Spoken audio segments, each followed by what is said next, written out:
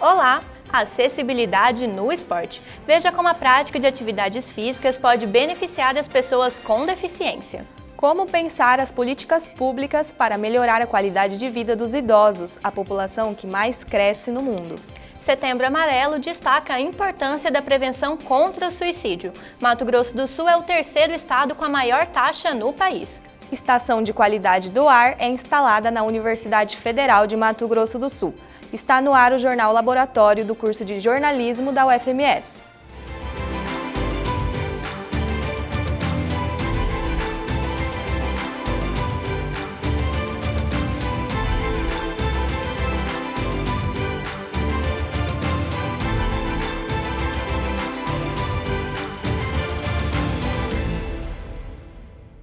Mato Grosso do Sul ocupa o terceiro lugar no ranking que registra a maior taxa de mortalidade por suicídio no país. Para tentar diminuir esses números, desde 2017 o estado adotou a campanha mundial Setembro Amarelo para conscientizar e discutir o tema. Veja mais detalhes na reportagem. Essa mulher, que preferiu não se identificar, conta que passou por momentos difíceis. Primeiro veio a depressão e, junto com os sintomas, a síndrome do pânico. A única coisa que eu me lembro antes de ter ficado desse jeito é que eu vinha muito cansada, eu sentia um cansaço assim, não um cansaço físico.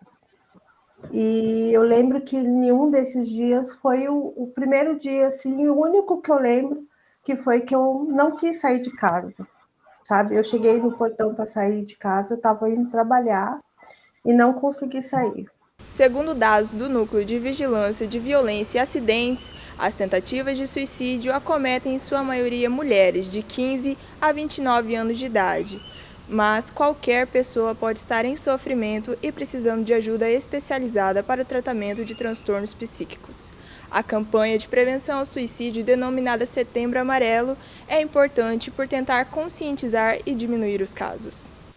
O psiquiatra e diretor técnico do Ambulatório de Psiquiatria do Centro de Especialidades Médicas, Eduardo Araújo, explica qual é a importância de haver um mês de conscientização sobre o assunto. Na verdade, a gente busca tornar um mês ali em que se fale mais do assunto, para as pessoas irem se familiarizando mais em relação a esse tema, para as pessoas irem ouvindo mais.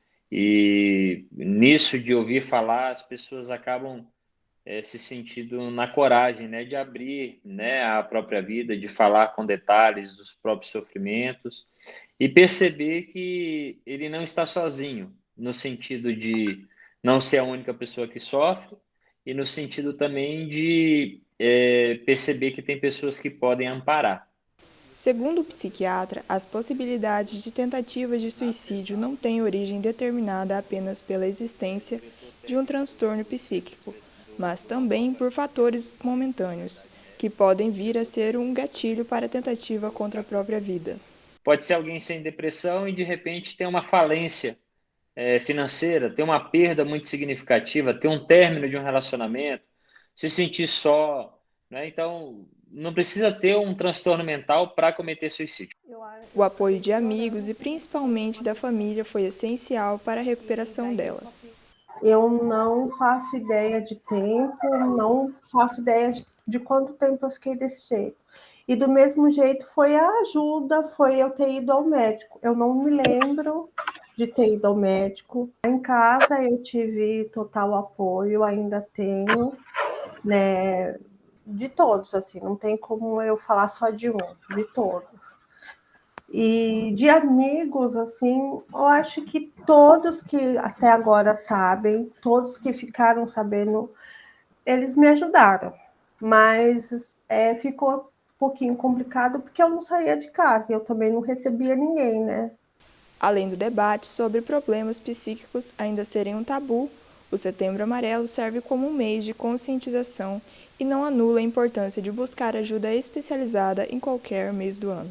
A importância de buscar ajuda, em primeiro lugar, é você se valorizar, mesmo que seja mal visto por algumas pessoas, mesmo que algumas pessoas possam comentar que você está buscando ajuda, porque as pessoas são muito ignorantes ainda sobre esse tema, mas é você ter a coragem de cuidar de si. Eu não tenho vergonha de cuidar de mim, eu não tenho vergonha de buscar o melhor para mim, então a pessoa não pode ter vergonha de buscar o melhor para ela. Aqui em Campo Grande, nós temos os serviços de saúde mental todos interligados. Então, isso é uma vantagem muito grande e que poucas cidades no Brasil têm essa organização do serviço. De certa forma, quem tenta suicídio ou pensa em suicídio é atendido no serviço de urgência e emergência. Geralmente, ele é direcionado para um CAPS, para aquele momento mais agudo ali da crise, e depois ele permanece sendo acompanhado ou no CAPS ou no ambulatório de prevenção de suicídio no SEM. Além da assistência psicossocial oferecida pela Prefeitura de Campo Grande, o Centro de Valorização da Vida, o CVV, também disponibiliza apoio 24 horas pelo número 188. Em Campo Grande, foi iniciada a implantação da primeira Central Integrada de Alternativa Penal do Estado, a CIAP. Confira na reportagem de Larissa Adami. A reinserção de detentos da Organização Carcerária Brasileira está entre os principais temas discutidos quando se debate políticas públicas para auxiliar o desenvolvimento da sociedade. O trabalho que será realizado pela Central consiste em ouvir, acolher e entender quem são as pessoas que chegam à instituição com acompanhamento de psicólogos e assistentes sociais. A reforma do prédio onde a CIAP será integrada está sob a responsabilidade de 15 reeducandos, pertencentes aos regimes semiaberto e aberto da capital. Mato Grosso do Sul possui a segunda maior superlotação de presos do país, conforme dados do Monitor da Violência de 2021. O aumento é de quase 59% desde 2018, sendo 2021 o ano que mais registrou encarceramentos. O programa de ressocialização está integrado na UFMS desde 2019. Cerca de 20 reeducandos auxiliam as coordenadorias de manutenção e serviços da universidade, cumprindo uma jornada de trabalho de 8 horas diárias com garantia de descanso obrigatório nos domingos e feriados, remuneração de um salário mínimo, além de alimentação. O defensor público, Cauê Duarte, explica que essa proposta é importante para a reinserção dos detentos.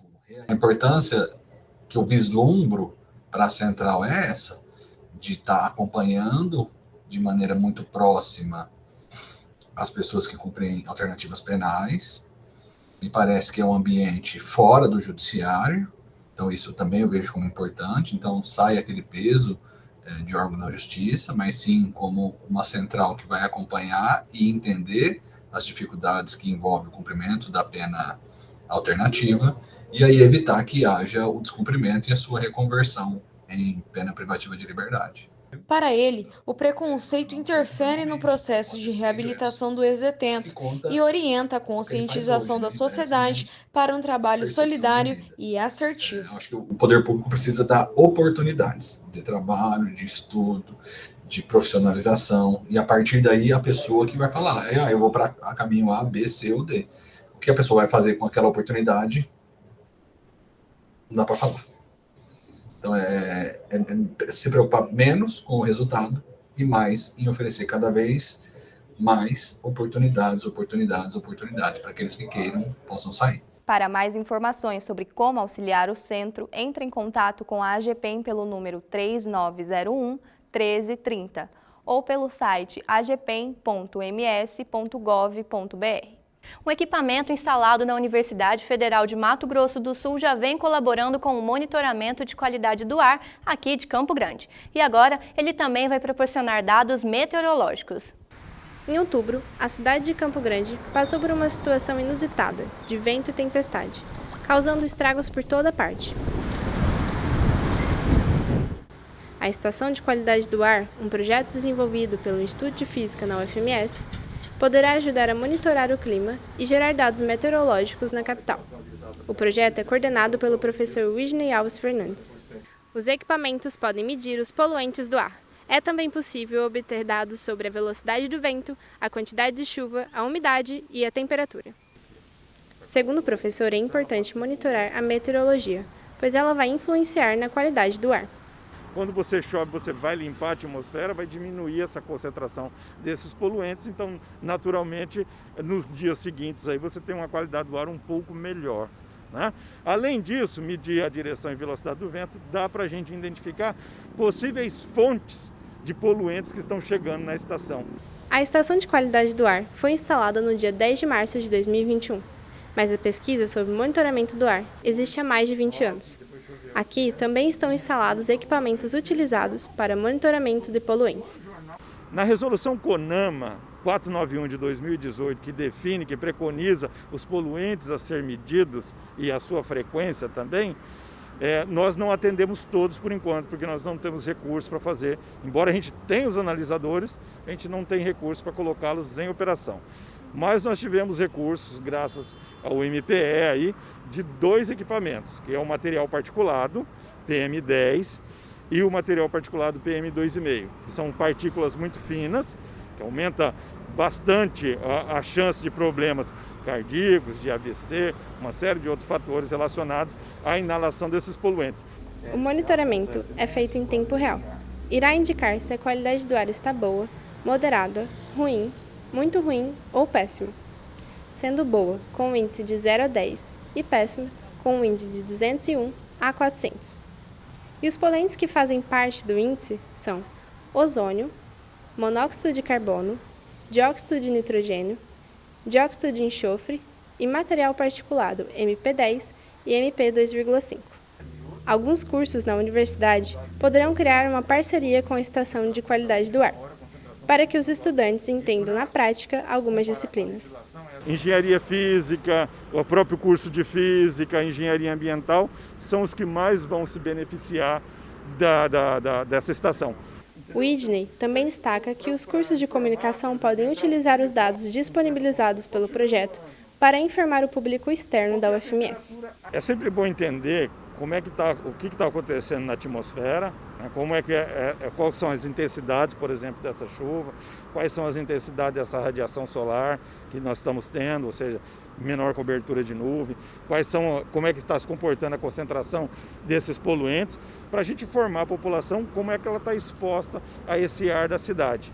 A estação funciona 24 horas e o índice de qualidade do ar em Campo Grande é atualizado de hora em hora no site ica.fms.br/qualiar. Confira no próximo bloco. Projeto de lei busca proibir o uso da linguagem neutra em escolas municipais e concursos públicos. E veja também, Enem e vestibulares se aproximam e causam ansiedade nos estudantes. Já voltamos.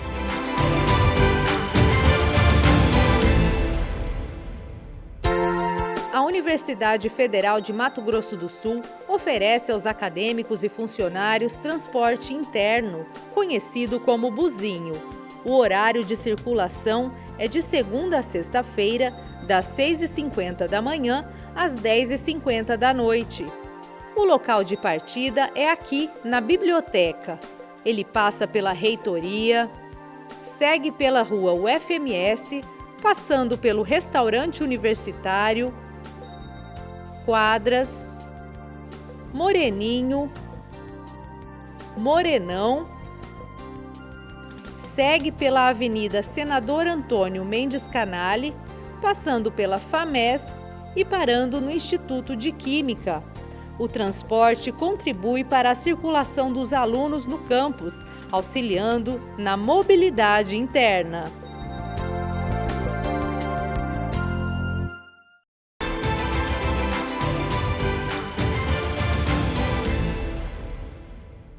Um projeto de lei protocolado na Câmara dos Vereadores de Dourados prevê a proibição do uso da linguagem neutra em escolas da rede municipal de ensino. Esse tipo de linguagem é usado como forma de identificação para alguns grupos. A linguagem é uma das maiores formas de expressão dos seres humanos. Seja por meio da fala, seja por meio de sinais, essa forma de comunicação constitui a identidade de um grupo. A linguagem neutra é um tipo de comunicação criada para identificar pessoas que não se identificam nem com o gênero masculino, nem com o feminino. Um projeto de lei de autoria do vereador Juscelino Cabral, do Democratas, protocolado na Câmara dos Vereadores de Dourados, pede que esse tipo de linguagem não seja utilizado no ensino municipal da cidade. De acordo com o vereador, a linguagem neutra traz dificuldades ao processo de alfabetização em razão da concordância de gênero, muito utilizada na língua portuguesa. O psicólogo e secretário estadual do Instituto Brasileiro de Transmasculinidade do Mato Grosso do Sul, João Vilela, explica que a linguagem neutra está explicitamente ligada a um caráter identitário. Quem você é, como você se expressa e como você é lido, impacta diretamente dentro da sua identidade, dentro de como você se vê e dentro de como você se sente. Então, vamos colocar aí, no caso, sendo uma pessoa cis, vamos usar da empatia, né? Se colocar no lugar do outro. Se você tivesse o seu pronome confundido, você não ficaria incomodado, não geraria um impacto, assim, algo estranho, ou tipo, uma sensação meio diferente, ruim. Então imagina uma pessoa trans que tem esse impacto de forma direta, por muito tempo, por vários anos e de forma constante quase. Então é algo muito difícil. Para você, às vezes, é só um pronome, é só uma vez que foi falado errado, né? Mas para aquela pessoa pode ser a gota d'água, porque a identidade, como a pessoa se enxerga, ela tem impacto real na saúde mental. Caso seja sancionado, o projeto vai barrar nas escolas municipais de Dourados o uso da linguagem neutra. Ela consiste em um tipo de comunicação onde o gênero não é explícito. De modo geral, as determinantes de gênero a e o são substituídas pela vogal e. Assim, a palavra amiga fica amigue, bonito é trocado por bonite e alunos por alunes. A proibição da linguagem neutra em escolas e o uso incorreto de palavras identificadoras pode colaborar para a exclusão e preconceito contra pessoas não binárias em vários ambientes sociais, como é o caso de escolas, locais no qual o projeto prevê o desuso. O projeto do vereador Juscelino Cabral está na Procuradoria da Câmara e ainda será discutido pelas comissões de Constituição e Justiça e Educação. As pautas de inclusão são temáticas discutidas não somente nas redes sociais, mas em âmbitos legais da sociedade. Voltando a falar sobre a linguagem neutra, um projeto de lei foi criado pelo deputado Márcio Fernandes para tentar barrar a adoção dessa linguagem em escolas e concursos públicos. Confira na reportagem. O projeto de lei 212 de 2021, votado no dia 9 de setembro, teve 11 votos a favor e 7 contra. O projeto visa a proibição da adoção da linguagem neutra em escolas e concursos públicos no estado do Mato Grosso do Sul. De acordo com o que eu pude estudar e consultar especialistas na área, o projeto em questão é inconstitucional, uma vez que ele objetiva invadir matéria legislativa de competência da União para estabelecer normas gerais sobre educação.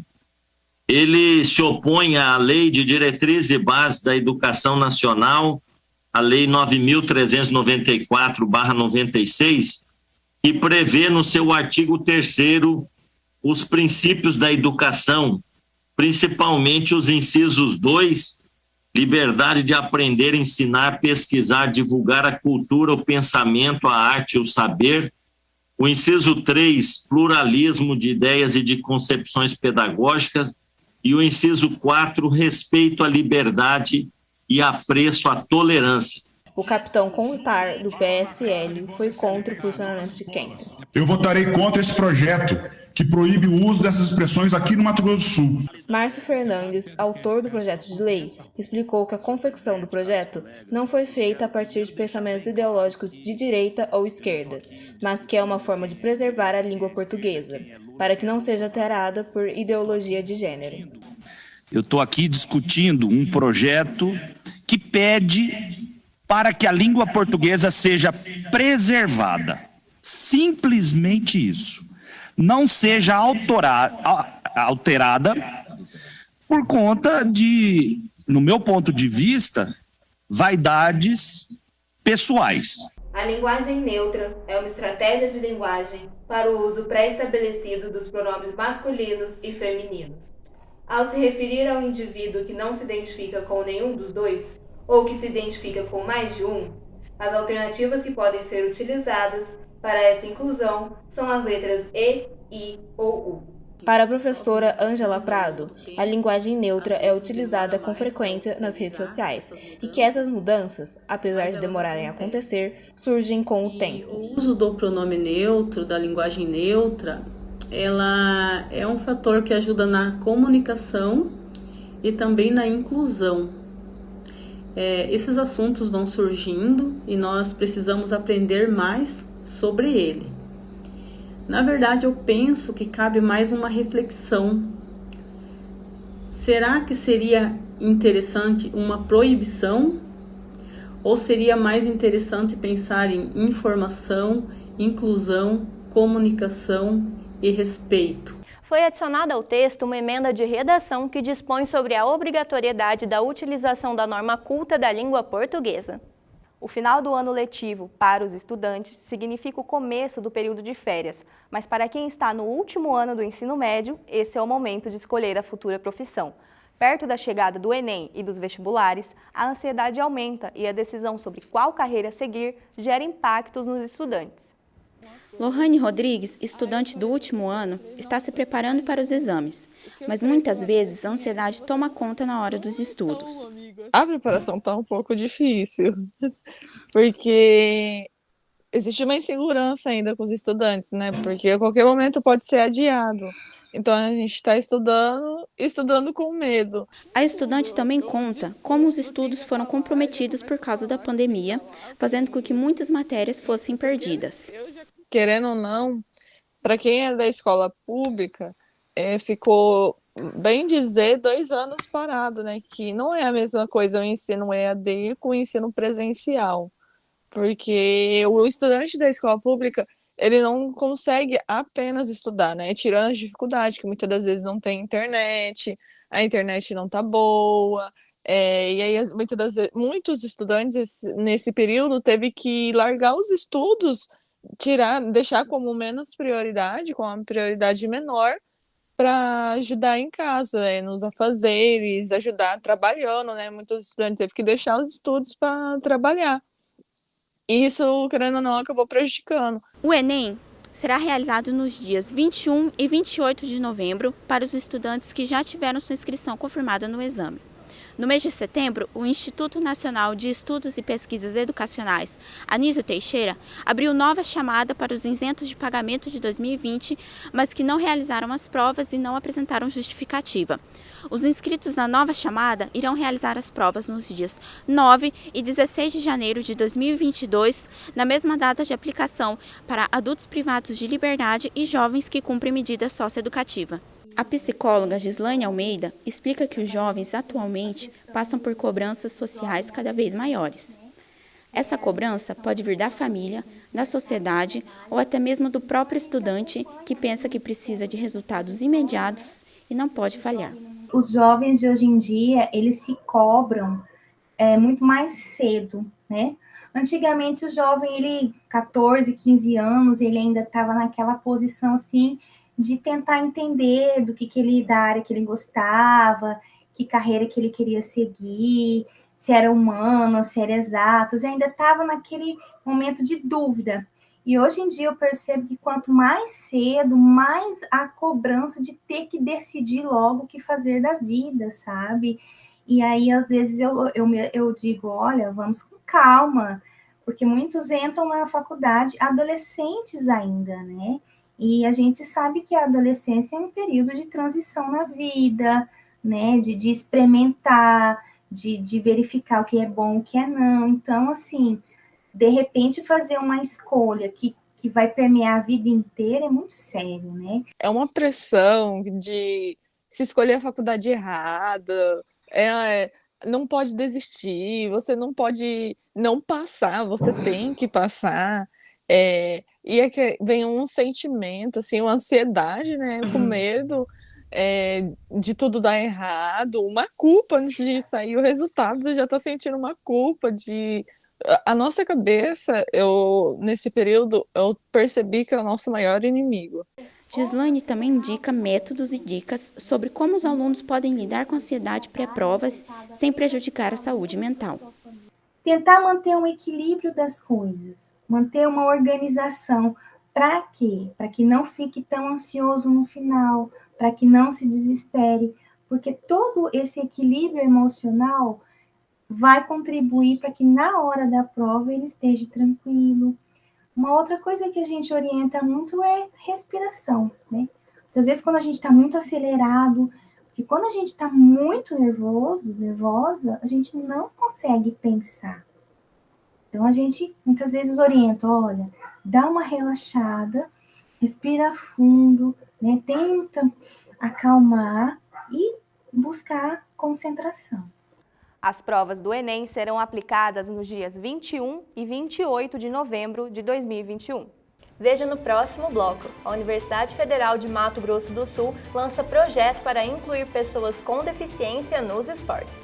Confira também a primeira edição do Festival Campão Cultural, acontece em novembro e dezembro deste ano. Voltamos já!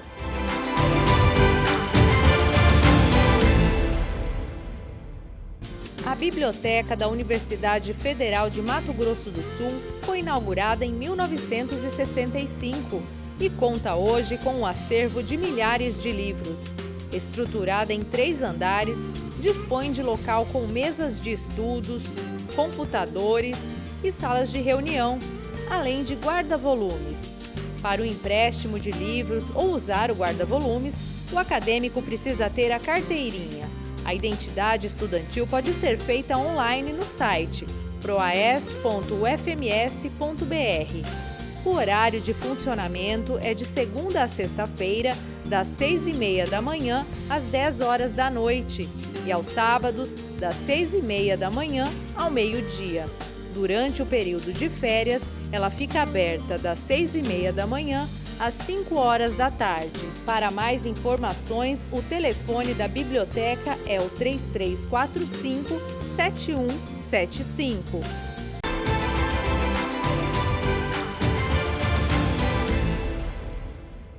Segundo a ONU, a tendência mundial é o aumento da expectativa de vida e a queda nos níveis de fertilidade, o que deixa o número de idosos cada vez mais alto. No Brasil, dados do IBGE mostram que 33 milhões de pessoas são idosas. Atender às demandas dessa população tem sido um desafio.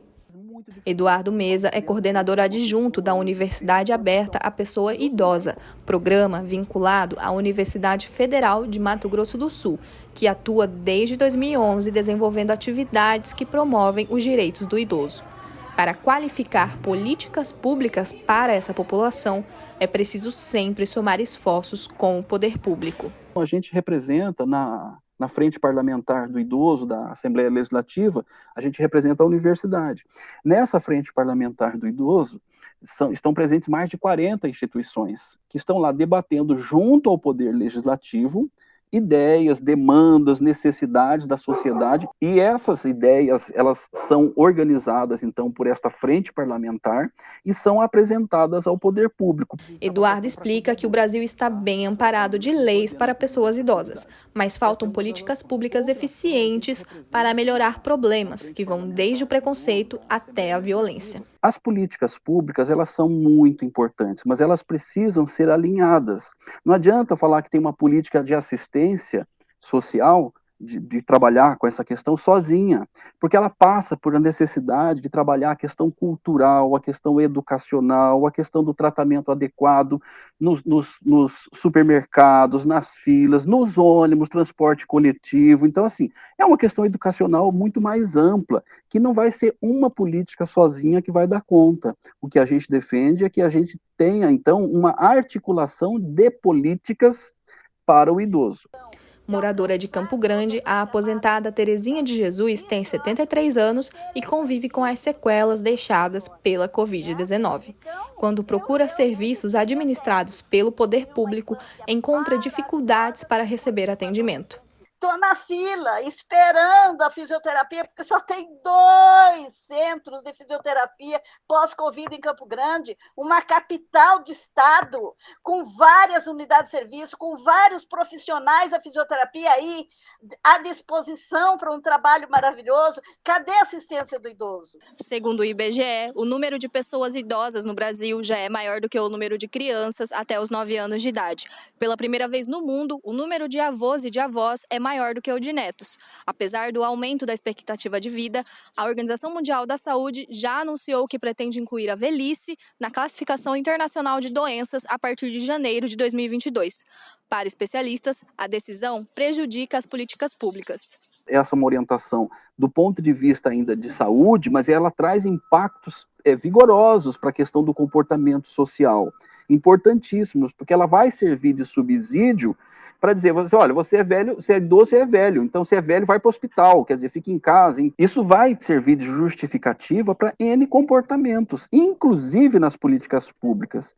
A gente não pode, nem tanto ao mar, nem tanto à terra. A gente não pode tratar velhice como sinônimo de doença, e a gente também não pode circunscrever a pessoa idosa exclusivamente à questão saúde e doença. Ela é muito mais do que isso. Então, você puxar, para mim, dar 20 passos, 100 passos para trás, se classificar a velhice como doença. Porque a gente já faz algum tempo, está lutando para superar a discussão que restringe o idoso à questão de saúde. Não é isso. O idoso tem uma questão de cultura, questão de educação, questão de assistência social, questão de lazeres, questão de turismo, enfim, esporte, tudo. Cada vez a população está ficando mais velha. Na década de 70, na década de 80, meus pais morreram com 50 e poucos anos, 60 anos, já considerados velhos.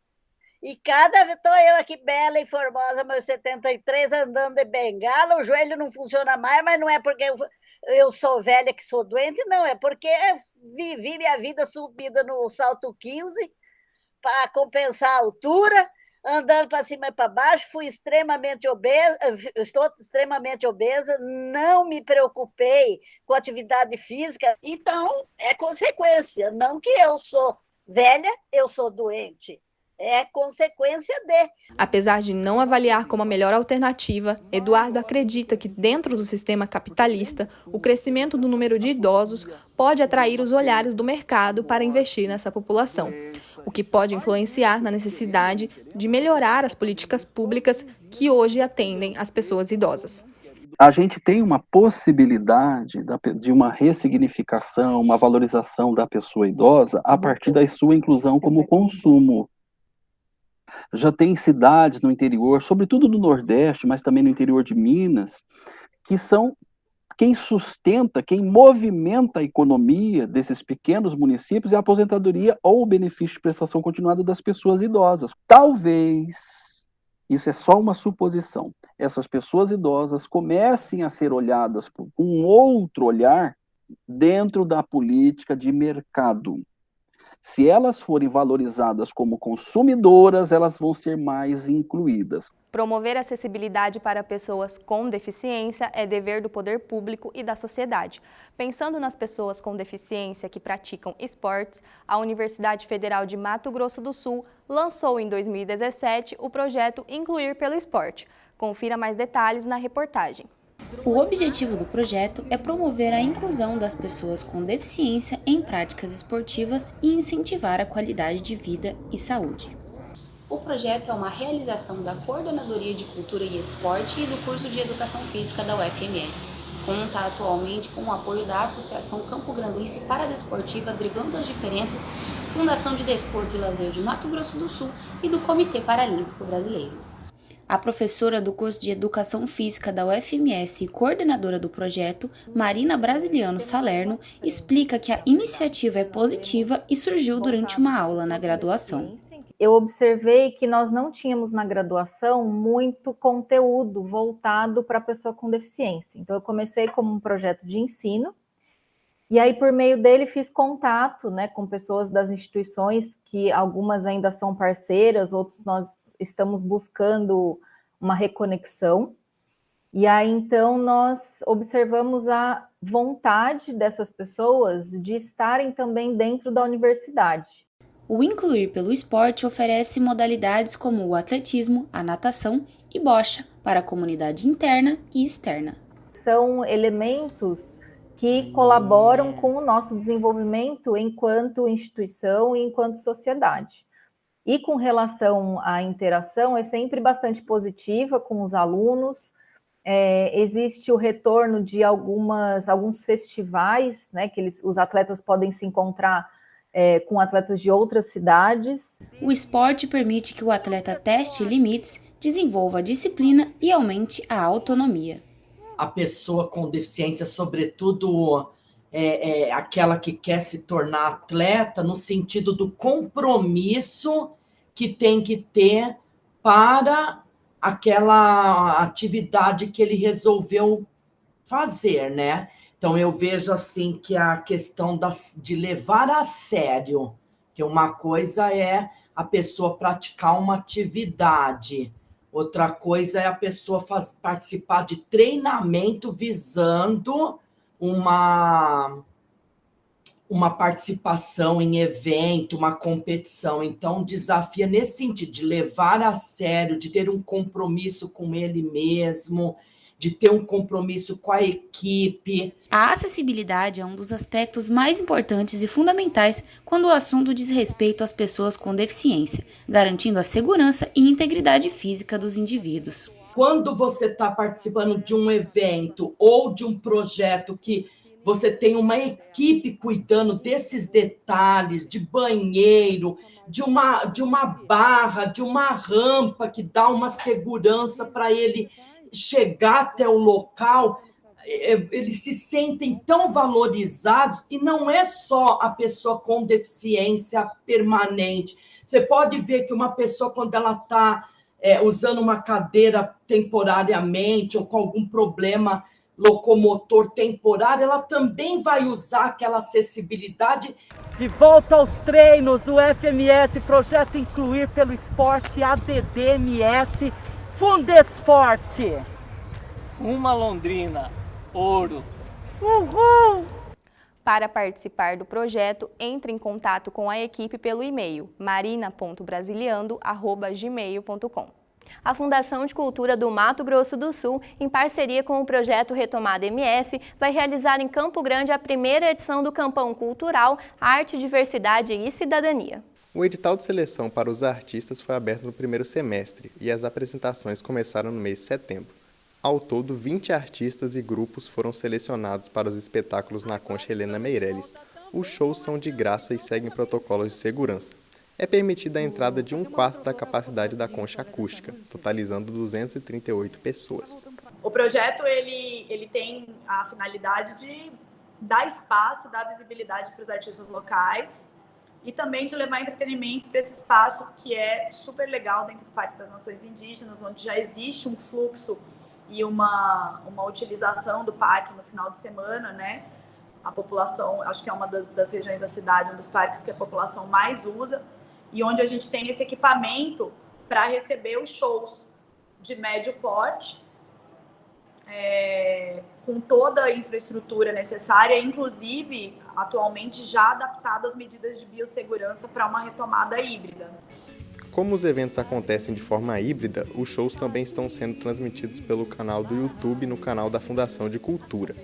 Por causa da pandemia, o edital divulgado no primeiro semestre não previa a presença de público. Conforme o avanço da vacinação e a redução dos casos de Covid-19 no estado, foi permitida a entrada de público na Concha Acústica Helena Meirelles. A cantora campograndense Karina Marques fez o primeiro show principal da edição. Para ela, foi emocionante tocar para uma plateia novamente. E a princípio o show seria só online e eu já estava preparada para isso, porque o do Gustavo tinha sido assim, o do Gustavo Vargas. E aí, mas eu ouvi um rumor de que podia ser híbrido. Aí, cara, nasceu uma esperança no meu coração, entendeu? De que pudesse ter público, porque isso sim, eu tava com uma saudade violenta, assim. E quando disseram que quando liberaram para isso, nossa, eu fiquei muito feliz, assim, porque pisar um palco, sabe assim, para fazer as minhas músicas, um palcão, eu que faço boteco, fico jogada aí nos cantinhos tocando meu violão, pisar no palco com uma banda, com excelentes músicos e poder ter público, poder ter essa troca, nossa, eu tô na brisa desse show até hoje, assim, de energia, o público foi super generoso, super aberto para as músicas autorais, eu tô felizona da vida. Passou da hora, vamos embora desse bar. Vamos embora desse bar, vamos embora desse bar, vamos embora desse bar, vamos embora desse bar. O evento está marcado para acontecer entre os dias 22 de novembro até 5 de dezembro. Obrigada por nos acompanhar até aqui. Desejamos uma ótima semana. Obrigada pela sua audiência e até a próxima.